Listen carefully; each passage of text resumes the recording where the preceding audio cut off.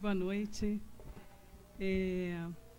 Acho que o Maurício tem razão em me chamar só de Fátima, porque tem até a ver com o que eu vou falar para vocês. Quando eles me convidaram, eu fiquei pensando, depois de ver a Chimamanda, né, falando, eu falei, gente, por que eles me convidaram? Eu sou tão comum. E aí eu falei assim, mas peraí, assim mesmo, sendo comum, eu tenho aprontado pela vida. Então, eu aceitei o convite de vir até aqui conversar com vocês. Eu faço parte daquele conjunto da maioria de mulheres que são comuns e que todos os dias se levantam para o trabalho, fazem coisas dentro de casa, têm jornada dupla, tripla, e tentam se equilibrar numa balança de coisas que eu tenho que fazer, papéis que a mulher vem assumindo cada vez mais e coisas que eu gostaria de fazer para ser feliz. E a gente sabe que isso não é nada fácil, né? Eu quero continuar falando desse assunto, a revolução, que foi o tema que eu achei interessante para falar, a revolução das mulheres comuns, porque essa revolução, ela não é como aquela revolução que a gente tem notícia, né, que faz barulho, que vai para a luta, que tira sangue. Não, ela é quase imperceptível. E a gente só percebe que ela aconteceu quando a gente compara um espaço grande de tempo, porque ela é muito devagar, pequenininha, trabalho de formiga, mas ela nunca para. Se você olha para a mulher no tempo de hoje, o papel que ela tem frente à sociedade, com todas as dificuldades que a gente já ouviu aqui com pesquisas, e compara com a mulher, por exemplo, do início do século passado, a gente vê que essa revolução existe, a gente está fazendo parte desse movimento. Então eu vou falar um pouco dessa revolução a partir da minha revolução pessoal, da minha história de vida. E me classificam de afrodescendente porque, sim, né? Dá para perceber que eu não nasci na Alemanha e não tenho descendente nórdico. Mas quando eu fui a Angola, tem 2 anos que eu faço um trabalho lá, e a primeira vez que eu pisei no solo africano, toda emocionada, pensando, nossa, eu vou encontrar meus ancestrais. E eu cheguei lá falando, olha, a minha tetravó, e ninguém sabia, só perguntavam para mim, qual que era o nome da tribo? E aí, o nome da tribo? Qual que é teu nome africano?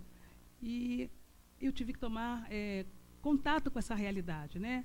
A minha árvore genealógica, ela sofreu uma ruptura. E ela sofreu essa ruptura porque os negros, quando vinham capturados para o Brasil, eles eram obrigados a trocar de nome, tinham que adotar um nome cristão. E aí perdia o contato com o idioma, com a tribo, e sem essa especificação, o seu nome africano, o nome da sua tribo, você não consegue encontrar seus ancestrais. Então, a minha árvore genealógica começa com a história da minha tetravó, que é o ancestral mais antigo que eu tenho notícia. A história dela vem passando de geração em geração oralmente lá em casa. Todas as mulheres contam para as suas filhas com muito orgulho, porque o que se sabe dela é até uma história engraçada, mas que mexeu muito com o meu emocional infantil e fez dessa mulher a minha primeira grande heroína. Dizem, minha mãe contava, que a minha avó dizia, que a minha bisa também contava, que ela era uma negra tinhosa e vivia fugindo do seu dono. Para mantê-la cativa, ele teve que trancá-la dentro de uma jaula e, como isso não bastasse, colocar no alto de uma árvore, porque senão ela fugia. E ainda assim ela fugiu. Fugiu a vida toda. O que contam é que acham que ela morreu fugindo. E essa história era contada e a gente achava graça. E eu me lembro que eu ficava pensando assim, eu quero ser como ela. Eu não vou ficar presa a nenhum grilhão. Eu vou fugir muito de qualquer rótulo, de qualquer preconceito. E acho que foi isso que eu fiz a minha vida inteira. A força dessa mulher passou para outra geração, minha bisavó, que também era escrava, e para minha avó, que nasceu na lei do ventre livre. E é aí que começam a ter nomes essas personagens, né? Até a minha avó, Dona Maria Madalena, as outras não tinham sobrenome, não tinham certidão de nascimento. E até a Dona Maria Madalena, quando faleceu, tiveram que comprar uma certidão de nascimento para ela, porque ela só poderia ser enterrada se tivesse certidão de nascimento. Então, para ter a de óbito, tinha que comprar de nascimento.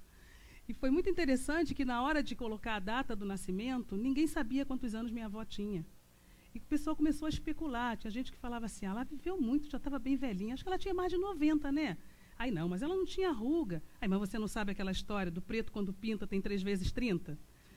Aí o pessoal falava assim, não, mas eu me lembro que ela falava que a mãe dela dizia que quando ela nasceu, a colheita do café foi muito grande no Brasil. No Brasil? Mas onde que ela nasceu? Ninguém sabia. E uma última que disseram foi assim, ela já estava com o branco do olho ficando azulado, né? Dizem que quando isso acontece, a pessoa já passou dos 100. Se é preto, então, bota mais um pouquinho. Bom, fecharam nos 90, porque não ia fazer mais a menor diferença mesmo. Dona Maria Madalena, minha avó, teve 8 filhos, dos quais Dona Elza, minha mãe, era mais velha. E é do quarteto dessas revolucionárias mulheres que eu herdei a minha força e a minha garra para viver a vida que eu escolhi viver. E quando a Raquel falou de talento, acho que eu passei boa parte da minha vida buscando o meu. E é um pouco dessa história que a gente vai compartilhar agora. Meu processo de aprendizado. A primeira mulher que me fez pensar em aprendizado foi a professora Sônia, lá na 3ª série primária. Ela me deu a primeira nota vermelha em matemática. Dali para frente, a minha vida foi ser torturada pela matemática e ciências exatas. Bom, como eu queria ser uma boa aluna, e essa matéria, né, e as co-irmãs eram as que me torturavam, eu aprendi rapidamente a modelar. Eu sabia dar a solução. Se você me perguntasse por quê, não tinha resposta. Então, modelei a matemática, resolvi esse problema, mas fiquei com aquilo na cabeça, né? Puxa vida, por que eu sou burra em matemática? Passei a minha vida pensando que era burra em matemática, até encontrar outra professora de matemática, que ensinava pelo método Kumon, a Nilza.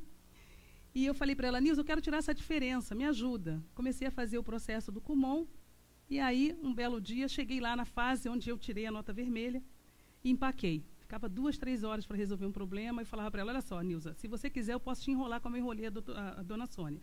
Eu sei a resposta, mas eu não sei por que a resposta é essa. Eu quero aprender. Ela, faz do teu jeito, a lógica que você achar. Faz do teu jeito e quando você conseguir acertar, você volta. Demorei 15 dias, mas quando eu voltei, segundo ela, estava tudo certo. Mas ela ficou assustada, né, dizendo para mim, nossa, como é que você faz dessa forma? Eu falei assim, não sei, eu fiz do jeito que você falou, procurando a minha lógica. Ela disse, sabe quem tinha esse teu problema? Eu quem? Ela, Einstein. Passou a vida escolar tendo esse problema. Aí eu fiquei feliz da vida, não me considerava mais burra em matemática. Quem quisesse me chamar de burra, tudo bem, eu tinha Einstein como parceiro, fiquei feliz. A minha graduação me colocou em contato com uma outra negra que marcou a minha vida profundamente. Dona Mercedes. Até o 2º ano do 2º grau, eu nunca tinha ouvido a palavra vestibular. A minha família é de origem muito humilde, eu nasci na Baixada Fluminense, meus pais eram semi-analfabetos, agora aprendi que o nome é analfabeto funcional, né? Sabiam assinar o nome, mais nada. Enfim, quando eu descobri que existia vestibular e que eu poderia fazer uma faculdade, claro que eu quis tentar. Ainda mais que o desafio era conseguir uma vaga numa universidade pública que era gratuita. Então, falou em desafio, é comigo mesmo. E aí consegui bolsa num curso pré-vestibular e lá conheci Dona Mercedes. Dona Mercedes era uma negra... Ela tinha se aposentado como empregada doméstica, ainda trabalhava na mesma casa com o mesmo patrão que ela falava que era como um pai para ela. E o sonho dela era ser médica. Já vinha tentando há 8 anos. Mas a história dela é ainda mais dramática. Ela aprendeu a ler com mais de 40 anos e fez pelo supletivo o 1º e o 2º grau. E estava tentando há 8 anos o pré-vestibular. E ela dizia que não se importava de tentar 9, 10, quantos anos fosse necessário, que ela ia conseguir realizar o sonho dela, nem que fosse para morrer segurando o canudo na mão. Naquele ano, a gente se mobilizou para ajudar a Dona Mercedes, que era a mascote da nossa turma. Ela chegava sempre mais cedo, levava lanche para a gente, e todo mundo começou a ajudar um pouco com química, que era a matéria que ela mais tinha dificuldade, chegava a cochilar na aula. Eu ensinava com português, o outro com inglês, e assim, naquele ano, ela conseguiu ser aprovada para a Universidade Rural. Eu nunca vou esquecer o rosto daquela mulher, como que ela estava feliz. Acho que ela podia morrer naquele dia que ela ia se sentir realizada. Junto com ela, eu também entrei para a faculdade. Fui realizar o sonho de menina, que para as pessoas da minha origem, naquela ocasião, não era tão fácil de conseguir. É claro que eu não fui fazer nenhuma matéria exata, né? Fui fazer letras porque era o que eu me identificava mais. Só que naquela época eu tinha um bloqueio com relação a dar aula, porque meu pai, quando eu tinha 4 anos, chegou para mim e disse assim, eu falei para ele, pai, eu quero ser professora. Ele, tá maluca? Quer ser... Você é burra? Professor é burro.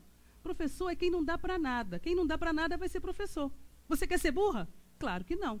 Então, mesmo tendo escolhido letras, porque era mais fácil para mim, eu fiz o que todo mundo naquela faixa etária fazia. Com 21 anos, concurso público para um banco federal, e fiquei na segurança daquele trabalho por um bom tempo.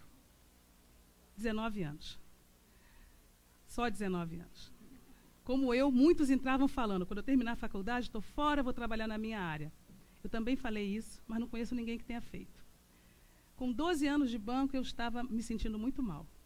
Fiquei, assim, crise existencial, não sei o que eu estou fazendo aqui, todo mundo querendo estar no meu lugar, e eu lembrando que desde pequena eu falava para mim, eu nasci para ser feliz e eu não estava feliz.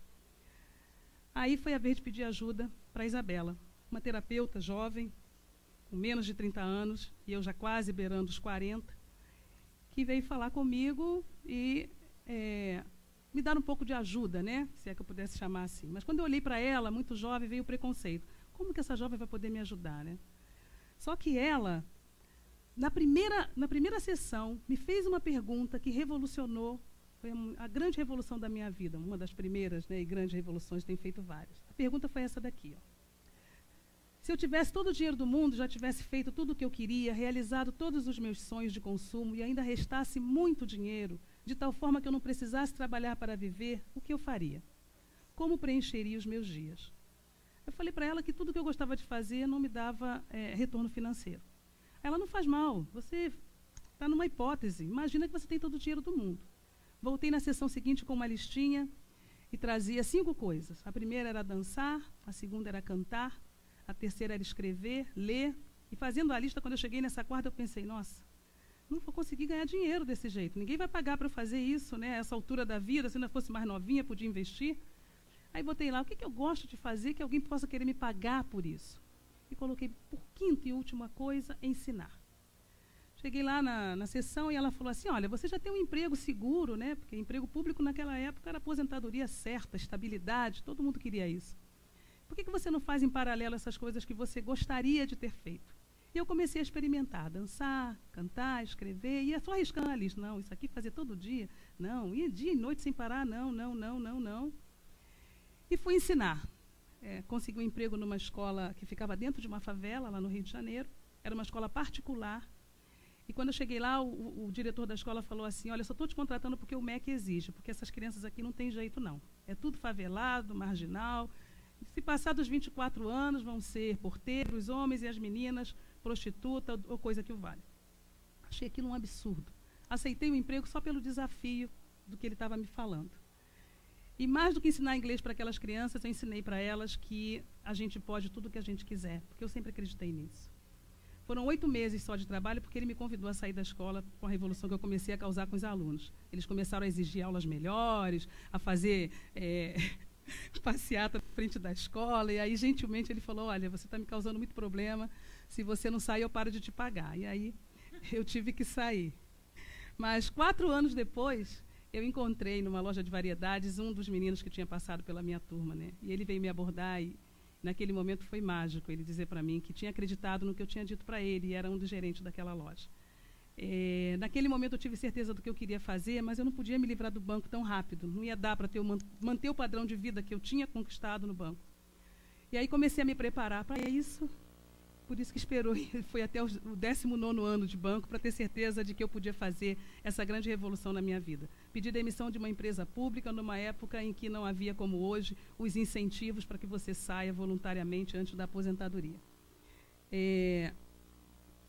Aí, se eu conto assim para vocês do jeito que eu falei aqui agora, até por conta do tempo que a gente tem, parece que foi fácil fazer essa revolução. Não foi, não. Sinto dizer que, como toda profissional bem-sucedida, que corre atrás dos seus sonhos e realiza coisas, eu caí na crise da mãe, que abandonava os filhos para ficar, depois do horário, fazendo reunião que nunca acontecia dentro das 8 horas, viajando nos fins de semana para fazer reunião em outro estado, e o casamento também foi para o brejo, 15 anos depois acabou.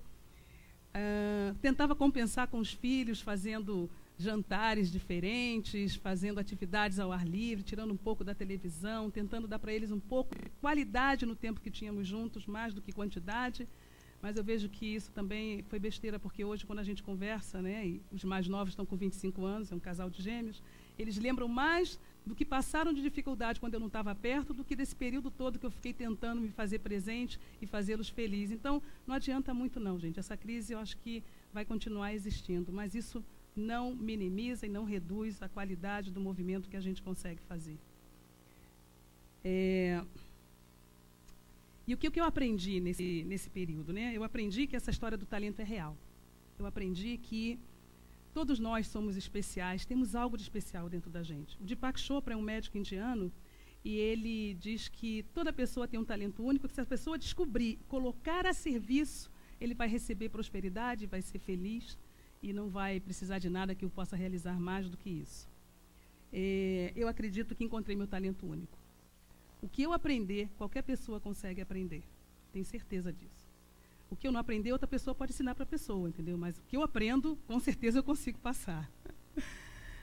E fazer essa escolha, né, na condição de mulher e negra, nesse universo de gestão empresarial que eu trabalho, que hoje ainda é dominado até pelas pesquisas apresentadas pelos homens, foi uma escolha pelo menos ousada. Não foram raras as vezes em que eu estava à frente de 100, 150 executivos e antes de começar a palestra, eles me procuravam pedindo para que eu fizesse alguma coisa como se eu fosse a pessoa do apoio do evento. Mas assim, minha mãe dizia que aquilo que não nos mata nos deixa mais fortes. Eu acho que foi o que aconteceu comigo. Hoje eu trabalho fazendo o que eu gosto, sou uma pessoa privilegiada, eu adoro o que eu faço. Estar aqui hoje é um privilégio, é uma alegria. Eu trabalharia de graça até fazendo o que eu faço, do jeito que eu faço, e as pessoas me pagam para fazer isso. Olha que triste. Essa revolução não tem fim, não, gente. Meus sonhos continuam. Aos 52 anos, eu ainda quero fazer mestrado, eu quero ter uma escola diferente, eu quero ser exemplo para os meus filhos e para o meu neto. Eu quero ser uma Mercedes da vida para as pessoas que passarem por mim, me ouvirem ou me tocarem. Eu acredito que o ser humano tem esse potencial infinito de se superar e de ser melhor do que era antes. Nessa era de conhecimento em que a comunicação pela internet faz as coisas chegarem até a gente em tempo real, a gente tem que garantir que o futuro da geração, como a Cida bem disse aqui, que vem na próxima geração, em termos de educação, seja diferente. A gente não pode mais ficar deixando que essa história do conceito matemático de inteligência prevaleça quando a gente sabe que tem preferências pelo hemisfério direito, que é motivado e percebe a realidade de outra maneira. Esta é minha revolução particular. Cada oportunidade que eu tenho de estar falando para as pessoas que a gente tem dentro da gente algo que precisa ser descoberto, a despeito de todo e qualquer bloqueio que alguém tenha dito para você lá na infância. Eu me vejo engrossando a onda desse movimento, quando as mulheres que passam por mim falam, olha, depois daquela palestra que você deu, a minha vida mudou. Aquela frase que você me falou, eu nunca mais esqueci. E é em nome dessas mulheres comuns, revolucionárias comuns, como eu, como muitas que estão aqui, que eu gostaria de terminar essa palestra citando o nome de algumas que fizeram parte da minha vida. Eu comecei falando das minhas ancestrais e quero terminar falando de amigas, irmãs e mulheres revolucionárias comuns como eu. Josélia, Rose, Tiana, Guilhermina, Elvira, Ana Paula, Jorgelina, Rosana, Gisele, Vivian, Carmen Lúcia, Carla, Malga, Beth, Miriam, Edna, Marivone, Cândida, Marli, Zélia, Esmeralda e Maria, como último nome das várias que passaram pela minha vida e de todas as mulheres Marias que simbolizam, né, essa luta de revolução pelo comum em comum que transforma ao longo do tempo. Mulheres revolucionárias anônimas. Os feitos e as ideias dessas mulheres a gente não vai conhecer, mas ao citá-las aqui hoje, eu acredito que essa reverência faça delas tão especiais quanto eu estou me sentindo nesse meu dia de glória, conversar com vocês. Muito obrigada. A pergunta é aquela que eu recebi, que transformou a minha vida no primeiro momento e depois continua transformando.